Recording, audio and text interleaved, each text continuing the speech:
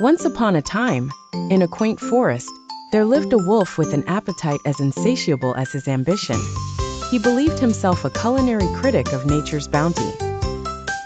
One crisp morning, his nose twitched with the pungent promise of a grand feast, leading him to a motionless deer.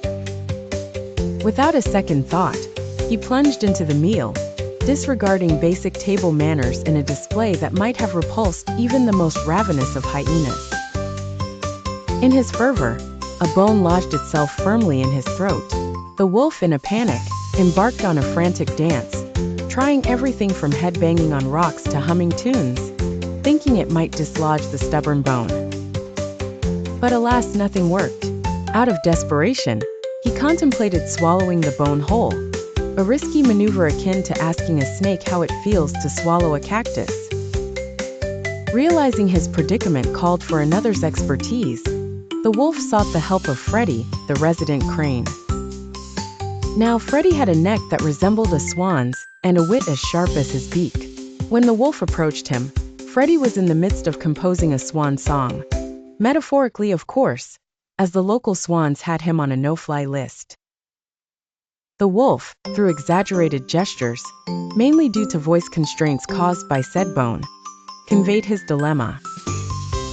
"My dear Freddy," he mimed with paws flailing, "I seem to have a problem. All bone and no gain. Help this poor soul, and I'll reward you generously." Freddy, ever the entrepreneur, saw an opportunity. "Fair enough," he chirped. "But my services come with a price not just enticing but enticingly non-negotiable." The wolf nodded vigorously, promises flowing freely as the dangerous bone was promptly extracted by the crane's deft beak, deployed like a surgical tool. Freddy withdrew his prized beak, and with a smug satisfaction announced, "All done. Now about that payment," with the subtlety of a tax collector announcing an audit. The wolf, however, had a special reward in mind, a survival lesson.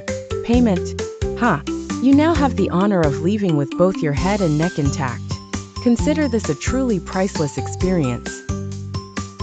Freddy, both bemused and amused at the wolf's audacity, took a bow, like a stand-up comedian exiting stage left after the punchline of a lifetime.